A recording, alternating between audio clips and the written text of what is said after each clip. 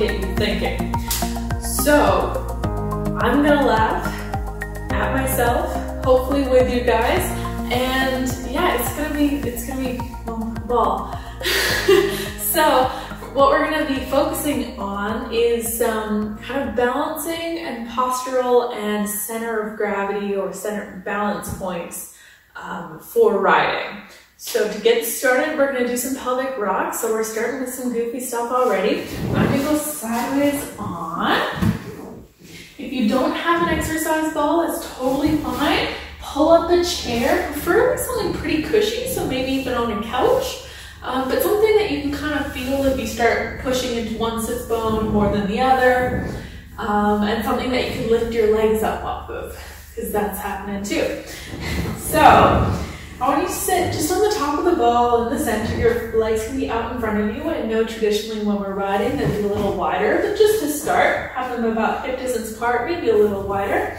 And then all we're gonna do, and you can have your hands on your hips if you want, I'm just doing it to try and show, is we're gonna rotate through our hips and then coming back on up. So just like little pelvic rocks. And what the goal is here is that we don't shift our balance point backwards or forwards as we do this. Our center of gravity should still be shooting straight down underneath our shoulders, even though our hips are moving. So you shouldn't feel any extra weight in your legs before or after. And really just look for that, like squeezing of the glutes as you push the hips underneath, the lifting through the pubic bone and the pelvic floor, your abs engaging to pull you up, and even your back engaging to come into a little bit of extension. Pushing underneath and back on up. And in reality, your head shouldn't be moving that much in space because your center of gravity shouldn't be moving. And if you're finding little shakes in there, totally cool. I know I am. So just like, those are just little bits where maybe you haven't moved this deep or this mindfully in a while. We're gonna do one last one like that, and then back on up. Okay, so then I'm gonna turn to look at you guys because we are going to be going side to side. This is gonna be much smaller.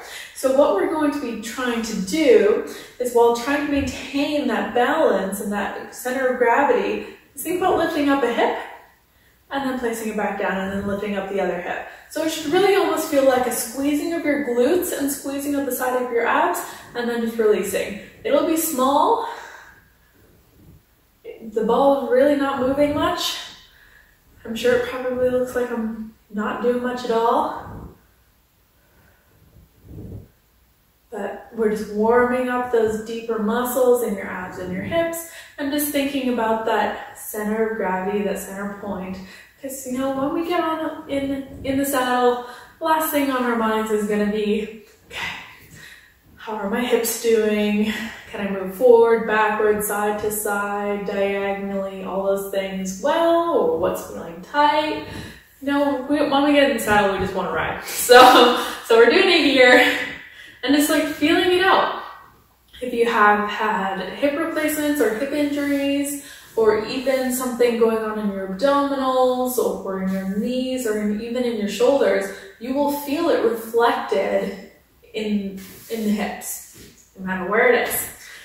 Okay, so now that we've done that, we're gonna play around with lifting the leg versus opening the leg. So if you saw my first video on mobility, I talked a little bit about how, and this is my belief, if you don't agree with it, that's totally fine, but this is a great exercise either way, about how if you're trying to open up room for the horse's shoulder to pass through, say you're turning on haunches or something like that, so you're going to make their forearms move.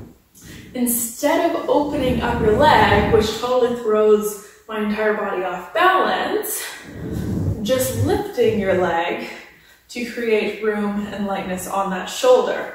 So what that does is when I lift my leg, it actually sends a little bit of my weight, maybe a little bit back, which would be under their powerhouse.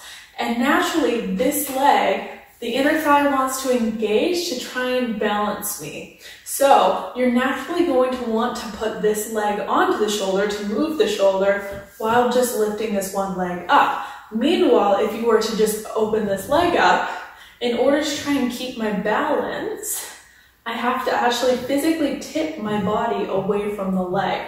Otherwise, it's really hard to fight gravity, and usually this leg's gonna win.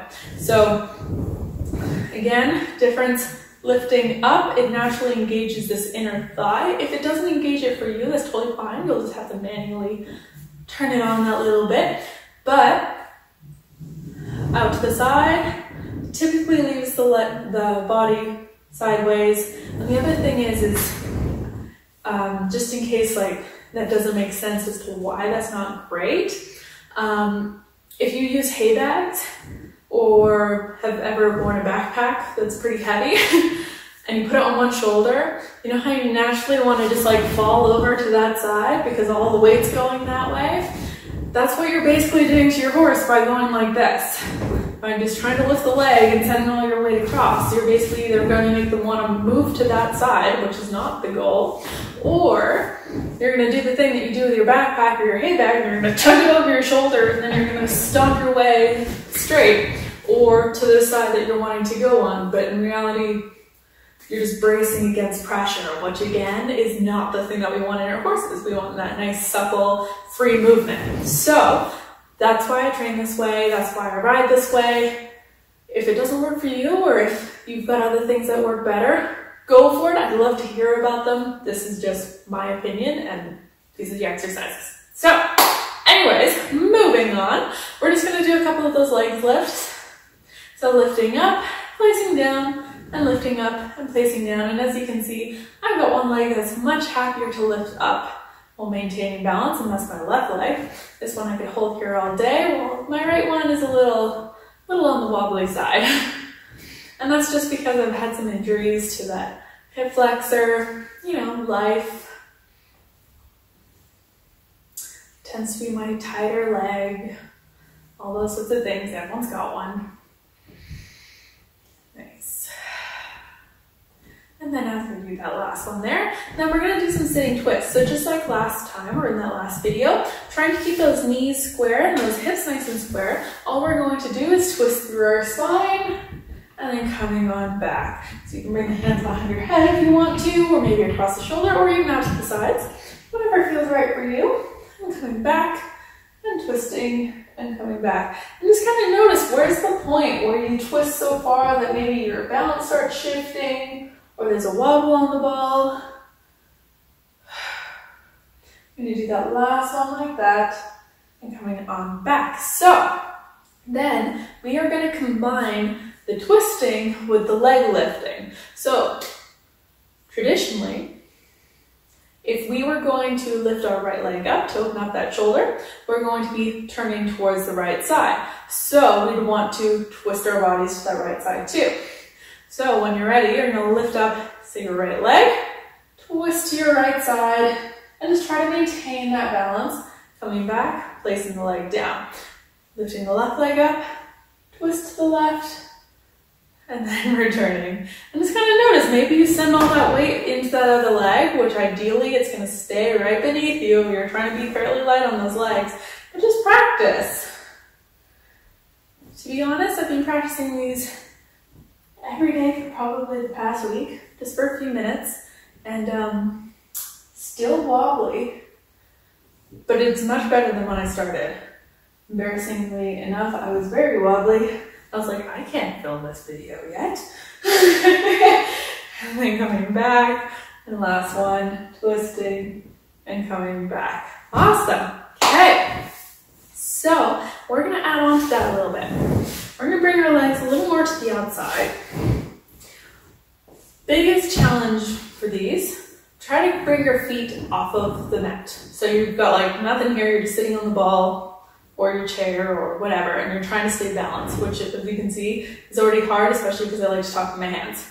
If not, maybe just your big toes are touching, but you're pretty out to the outside so that you have a little more risk. You have to work a little harder through your core to stay balanced. So, and then we're gonna do some arm movements, just to challenge it. So just find your kind of comfortable spot. It's okay if you move side to side just that little bit, but you're trying to be as little as possible. So lifting up through your pelvic floor, your abs are engaged, you're sitting up nice and tall. And then what we're gonna do is we're just gonna lift one arm up and then back on down. And you can go as fast or as slow as you want. And you're just trying to stay balanced. And you notice as you're balancing, your hips are working, your abs are working, your lower abs are working, and all your pelvic floor is working. And it's just trying to keep you in that balance. But at the same time, while you're trying to maintain that posture, so we're going to switch arms, you see how your body naturally has to adapt and move to maintain your posture. So that's why I really like the idea of our posture being fluid, especially on a horse, because if you try to maintain that perfect curve in your lower back and all those sorts of things, you'd never actually be moving with your horse. You would just be sitting on them, you know? So really focusing on what it feels like to move with your horse. And then here, we're gonna draw an invisible sword and then back on it. And then drawing our sword and back on it. A little harder. Just kind of notice, is it always your right foot that wants to go down, or is it always your left foot? Are your inner thighs quivering because you're squeezing the wall so hard? And then we're going to switch. Coming up, back on down. Being nice with your breath. Whoop.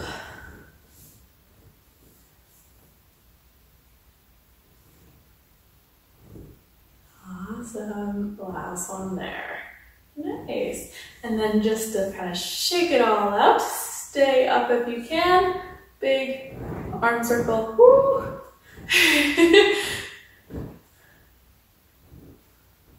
Again, you're just trying to maintain that steady spine, but letting your hips and your lower back kind of take whatever action they need to in order to keep you balanced. And then reversing that circle. Abs firing like crazy.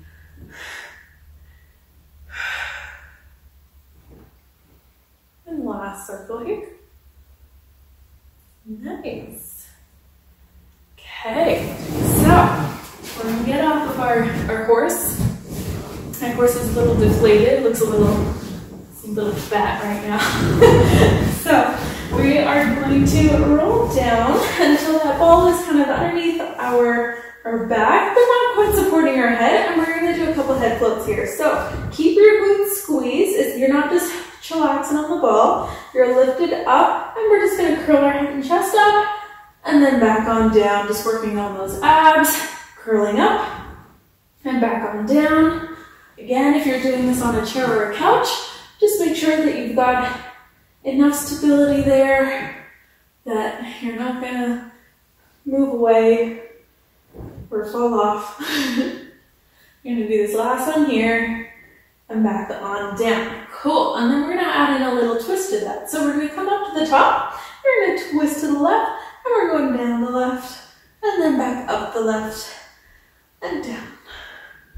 Getting into those obliques a little more. Again, you've got those glutes squeezed. They're not dropping as you're bringing your head up. And on this next one, we're gonna switch sides. So coming up, twist to the right side, lowering and lifting, glutes squeezing.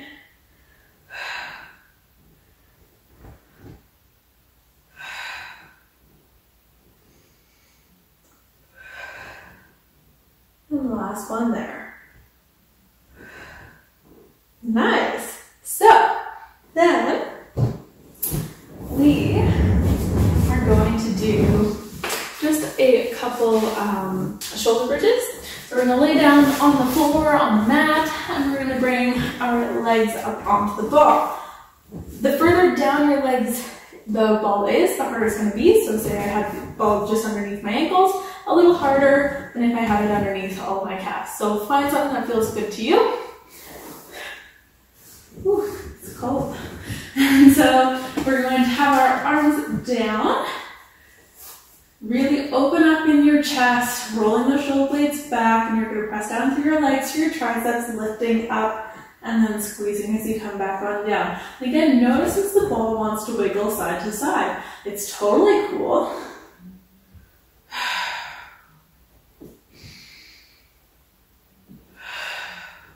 Let's do a couple here. Feel that pelvic floor lift, that little kegel in there. One last one like this. Nice. And then we're going to take the arms away because we're all about stability in riding. So we're going to bring the arms up over our head. So a little less stability here. Feel free to laugh again. Coming up and then back on down. And then right back on up. Whoop. And back on down. It's okay if you fall off your ball. Just try to stay as balanced as you can. And then back on down. We got two more. And then last one. Nice. Okay, so what we're going to do is we're going to bring that ball in a little closer, just so that we can get our heels on the top of it. Our arms are going to be down, open up in your chest, press those shoulder blades down and back, and those triceps down, and then we're going to lift up into a shoulder bridge like this, and then be extending and bending our knees for some hamstring curls. The closer you have your feet together, the harder it's going to be stabilized, so just keep that in mind. I now have mine about hip distance apart. So you're going to lift those hips on up, feel the wobbles, extending the legs out for a little extra stability, bending back in for a little few wobbles again. Squeezing your abs, squeezing your glutes. It's okay if you roll off. Just kind of notice maybe you roll more to one side than the other. We're going to do two more here. Extending and bending. Last one. Pressing out, coming in, and rolling down. Whew! Awesome. So, last but not least, we are going to do some push-ups. I find it's easiest just to roll onto the ball, but because I'm a long person, I am going to bring my knees on, kind of climb over top here. So, if you want to make it harder, you're going to go down a little closer to your feet, just because I need to talk and stuff. I'm going to stay here. To start, we are going to do a few extensions and then coming back into that neutral spine. So sort of like a cat-cow. So letting your spine extend, pulling the shoulder blades back, lifting your gaze, and then pressing through those abs and pressing the legs down to lift up. And then curling up. Using your abs and using those hips to find sort of a neutral position.